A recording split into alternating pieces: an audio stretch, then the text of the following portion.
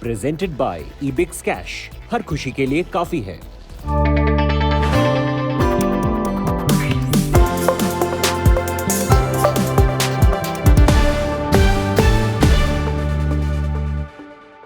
Hello everyone, welcome to the first episode of the Business Today show. I'm your host, Udayan Mukherjee.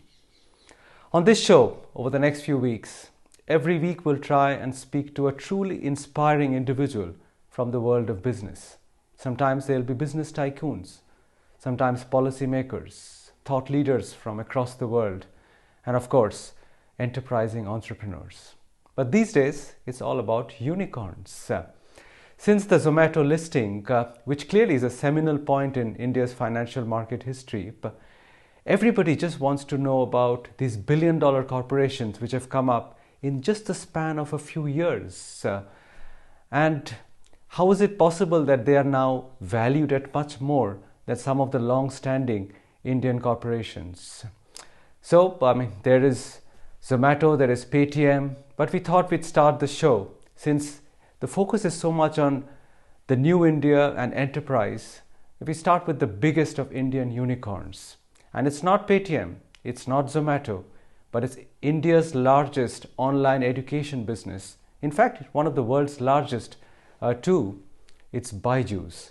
It's just a decade-long story, but just to put it in perspective, after its last round of funding, Byju's is worth nearly $17 billion. And who knows, by the time it does its next transaction, it could be well over $20 billion. And that's more than 1.25 lakh crores. It's a 10-year business and it's already valued at more than Indian Oil Corporation, the venerable Bajaj Auto. These have been around for decades, but Byju's is worth more than them. So it gives me great pleasure to welcome as your first guest on the Business Today show, Byju Raveendran, the man behind this remarkable rise and this astonishing story. Byju, welcome to the Business Today show. It's wonderful to have you on today. Thank you, Dan. Thanks for having me. Your story is absolutely remarkable. You just started with teaching a few friends mathematics, and this is for the benefit of people who don't know your story already, your background. And then from a few students, it became more. And very soon, you were teaching classes at auditoriums to hundreds of people. But even that was not enough. You had to then move on to satellite communications to teach thousands of students. And at some point, it became so unmanageable that you had to take this business to an app and go to millions of homes. But did you ever imagine that you would become so big over such a small period of time in the last 5-6 years, the kind of growth that you've seen, that you'd be valued at 1.25 lakh crores, more than some of those Indian biggest corporations that I just mentioned? Was it even in the realm of your imagination? To be very honest, I never started this as a business. It ended up becoming one. I just pursued my passion, which was around learning math and teaching math.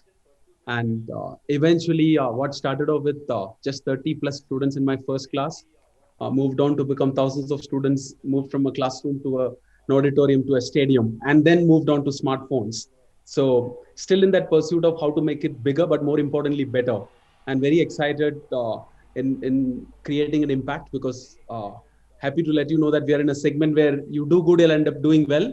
You do well, you'll end up doing good. That adds obviously a lot of responsibility, and time will tell on how we are living up to that.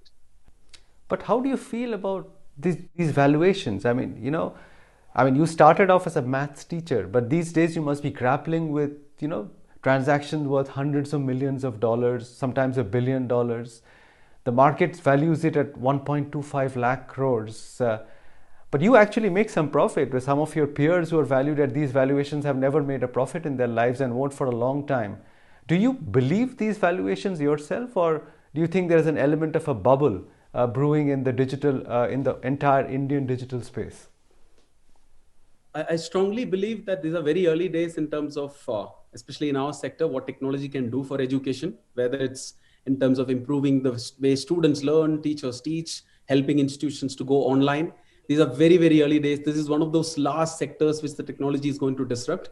It eventually took a pandemic like this for a lot of people to even realize the benefits of online learning. There are a lot of things which can be done better online, and there are a few things which can only be done offline.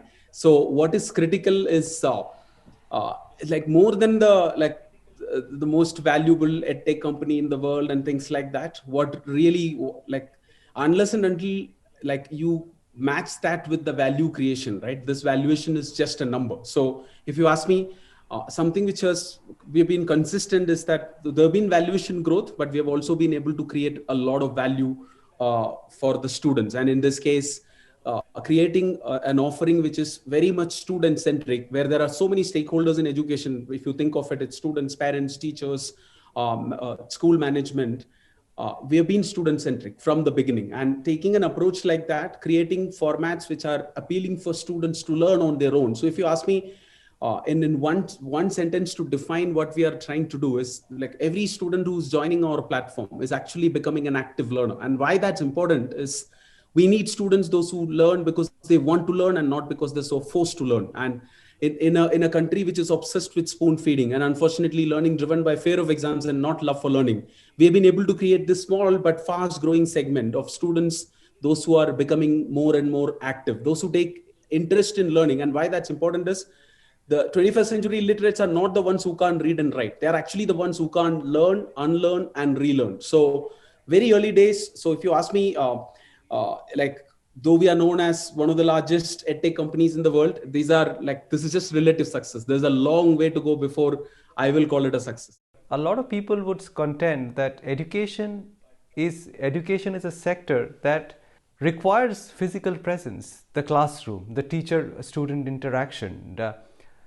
Your business is online education, but do you think online can truly replace the experience and the benefits of physical education? Because that's what your critics would say today, that it's all very well in 2020 and 21 because of the pandemic, but once that starts to fade, maybe offline comes back in a much bigger way, and online education, the charms of it or the utility of it will sort of diminish a little bit. Do you agree with that assertion, that this is a pandemic created opportunity and maybe therefore not as durable as valuations might be suggesting today?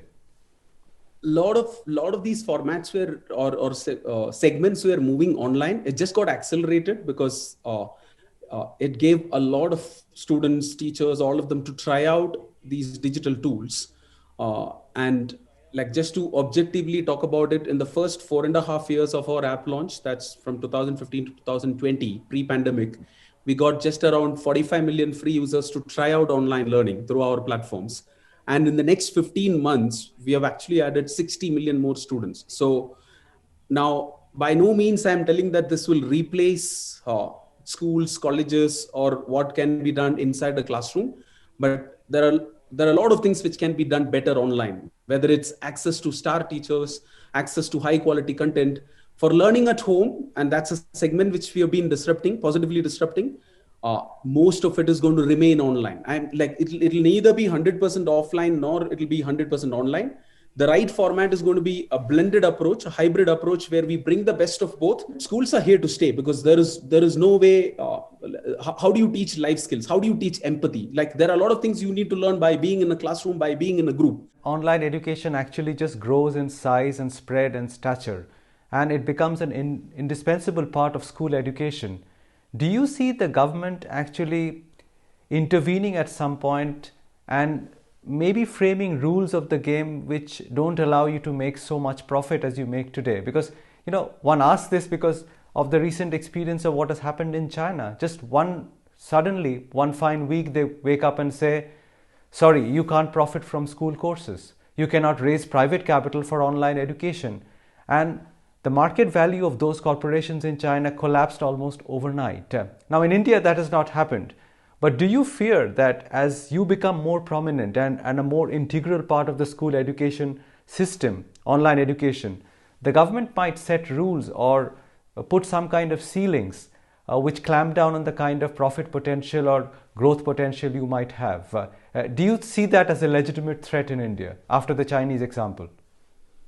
So I'll start by telling, I see this as, so obviously there's a pessimistic way of looking at it, but India is not China to begin with. Now, it's never a challenge with the regulations, right? In fact, all evolving sectors, all maturing sectors, regulations will be there or will come. The challenge is like if you create a rule today and change that rule tomorrow, that never happens in India, right? That's why uh, if you see after the clampdown of Chinese edtech startups, there have been more edtech unicorns created in India, and there's a lot more capital chasing Indian edtech companies. And I believe that it's going to be an opportunity for. Otherwise, previously I would have told that India and China will kind of define the way students will learn globally. Now there's a real opportunity for Indian companies to actually accelerate growth because like access to capital has always been a big challenge. If you think of 5 years before, 10 years before, access to capital was a challenge for Indian startups. Not anymore, and especially in sectors like this where uh, like you will find a lot of companies coming out of India and changing the way students learn, not just in India but globally. But access to capital has not been a problem for you, Byju. I mean, what have you raised this year? I mean, maybe what, $660 million if in 3 tranches, if I'm not mistaken, or 4 tranches. Is there more in the offing? Do you need to raise more capital? Because you've been on a shopping spree. I mean, you've just been so aggressive on the acquisitions front that do you need to raise more capital in the months to come? And would you even consider an IPO sometime in the next 6 months or so? We've been growing at 100% year on year, and we are actually getting accelerated on a much larger base. This year we'll grow at a significantly higher percentage than 100% in our core, in our organic model, and the inorganic route is going to accelerate that growth. So I agree. Like it's at the end of the day, it's a function of finding, doing things that if you have the ambition, if you have the skill, and if you have access to capital, right? If you can find this trifecta, then nothing can stop you. Are you considering an IPO in 2021? An IPO in the next 15 to 18 months is how we are looking at it. So, fair enough. Now, I want to understand a bit about your business model, Byju, because as you said, you're profitable. You're not one of those e-commerce players who operate on a 5% margin or any of those discount platforms which don't make money and won't make money for a long time. But what exactly is your level of profitability? Because you're now in 3 discrete kind of businesses. One is brick and mortar through your acquisition of Aakash, which is $1 billion acquisition. And you're also in the upskilling segment now, no longer in school, through your acquisition of Great Learning. And in the school education, you're strong yourself and you've acquired Topper. So there is a test model through Aakash, there is an upskilling model, and there is a K-12 school business. Now, the margins on each cannot be the same. So can you give us a sense of what is your profitability as a business, as a composite on the revenues that you earn? Yeah. So like all these acquisitions will start adding up to the revenue from this year onwards because most of it is done in the last 12 months. The core model is already profitable. Last year we had a 17% margin in the core model. That's growing at 100%. That will still be the biggest part of our revenue for next many years because there is no slowing down on that. India itself, as I pointed out, we are at a low single-digit percentage penetration, and because of the pandemic, more people trying out online learning. Mid to long-term impact of the pandemic on the sector is going to be hugely positive. Now, that's a school segment. Now we have the other 2 big segments. Test prep segment, we have made a strong entry with the acquisition of Aakash. We hope to scale Aakash annually at a 50 to 60% CAGR over the next 3-4 years. That's another $1 billion revenue opportunity over the next 3 to 4 years. And the Great Learning segment, which is the professional skilling segment as well as the higher education segment. Obviously, we just closed the acquisition, so we are evaluating on what are the levers we have in terms of growing that business in India as well as outside India. That's also a big opportunity. There are 400 million plus knowledge workers, those who will require some kind of reskilling, upskilling and that's an online first segment because since for professionals, they will be in a job. For them, figuring out an offline model or like where they can go for upskilling, reskilling is very, very difficult. So that's an online first option. That's very competitive, but we see that also as a big third big opportunity. On this 10,000 crore revenue that you promise, what would be your profits like? I mean, because the margins vary across segments, but on a composite basis, what level of margin can you promise? On 10,000 crores, what would your profit be like 1,500 So crores? 2,000 we crores? should be between 2,000 to 2,300 crores revenue. So on 20 to 23% margin is what we are expecting this year. That's after investing in new businesses. Excellent. That's a good number to work with, 2,000 to 2,300 crores. And this 10,000 crore top line, you're saying, is expected to grow at what kind of rate over the next 2-3 years? So the in India core model growth will slow down to 75 to 70 to 75% next year. But with these acquisitions contributing, we will continue growing at least 100% for next 2 to 3 years, because the Byju's Featured School in international markets is very promising. There we are growing month on month. There, like currently, even at 1% penetration in the US market, that segment can do $1 billion revenue. So the opportunity is huge. Obviously, we have to execute. It's just aspiration is, like dreaming big is only half of it. The other half is about how do you get the execution right on a day-to-day basis. So if you're saying that you'll grow at 100% inorganic plus organic put together over the next 2-3 years, it's conceivable that in 2023, 2 years out, Byju's could be a 30,000 crore company in terms of revenues. Is it possible? Over the next 3 to 4 years, we are looking at anywhere between $5 to $6 billion in revenue. Yeah, that's true. 23, 24, we should be there. $5 to $6 billion in terms of revenues. Yeah. And at the rate that you mentioned, on a 10,000 crore base, to have a profit of 2,000 to 2,300 crores, a 5 billion revenue company should give you $1 billion in clean profit. Achievable? Yeah. At that kind of scale, because the lifetime value of these users, because we retain our users very well. Our retention in our core products is it's at 80% plus rate. And so with every passing year, it becomes more and more profitable. So overall, a blended profitability of like 30% plus is easily possible. So if at 5 billion revenue, 1.5 billion profit is a very conservative estimate. I know these are big numbers. So I know very well that like sounds like execution is really good proposition, Byju. I mean, in 2023-24 to have $5 billion plus in revenue and $1.5 billion of clean profit. I mean, if you can pull that off, then certainly you're worth more than the valuation that the market's giving you now, $16.5, $17 billion. I want to pull it back a little bit towards your journey personally, because, you know, I mean, 10 years back, I mean, you were a successful tutorial teacher, and now you've turned it around to one of the world's largest edtech companies. Tell me a little bit more about this journey of yours. I always got that kind of freedom. My parents being teachers, they never looked at my progress report. I never exploited that kind of freedom, but the kind of life skills which you learn, I played multiple games at good levels, college level, university level. And what you learn over there is what is very, very useful, because when you learn games for fun, when you do business for fun, you can keep on doing it for years and years and hopefully for decades, right? What we are trying to do here is, though I mentioned that over the next 15, 18 months, you will find like doing a large IPO is a big aspiration, and that's going to be the next milestone. But that's, if you ask me, that's going to be just the beginning, right? Who's the businessman you admire the most, Byju? I mean, so many entrepreneurs look up to you today because you've created such a valuable enterprise in such a short period of time. But who's the man or woman you admire the most in the business world? There are many role models, but most of them are in sports more than in business, because that's what as I've told you, as a kid, I was more into sports than anything else, though I never ignored the studies. But whether it's like today's sports stars, obviously it's Roger Federer, Lionel Messi, those who have continued improving even well into their 30s, right? And like continuing to improve for 15, 20 years in such challenging games. So I look up to them. But in business, obviously there are many, and there's no single role model from business as such. You're a keen sportsman yourself.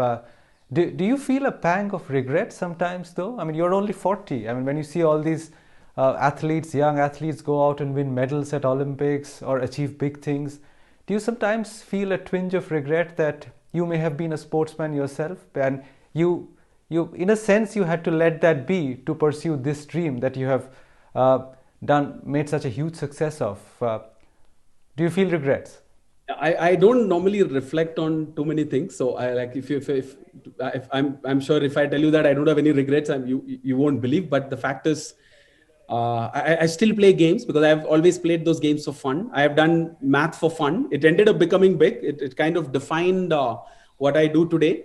And the aptitude which I've learned from math and the attitude which I learned from sports kind of defines me. So no regrets in terms of not becoming a professional sports person. I've done all these things for fun, and learning math and teaching math defined those early years. And then still now how that's useful is because measuring everything, and like I strongly believe things which you can't measure, you can never improve. So, and that's what you learn from math, right? When like, though people say that you can't measure everything, but you have to figure out a way to measure everything. Otherwise you can never improve. So, well, keep having fun, Byju, and keep setting the bar higher every time so that you can grow even bigger, become even more successful, and make us all even prouder in the years to come. It's been a pleasure talking to you today. Thank you very much for coming on our first episode. Thanks. So then, happy to meet you. Like the only business news I used to watch is like many years back. I don't even remember when it was that. So thanks for having me on your first show. Thank you. That was Byju Raveendran, India's biggest unicorn, but more importantly, from humble roots to rising to be a billionaire. And he says, keep having fun and try and measure everything. That's an interesting takeaway. If you can't measure it, you cannot put growth on it. So that was Byju Raveendran. Next week, we'll have a very inspiring personality from the world of business once again, and the week after that too. But for now, this is your host Udayan Mukherjee signing off from the Business Today show. Enjoy your weekend, stay safe, have fun.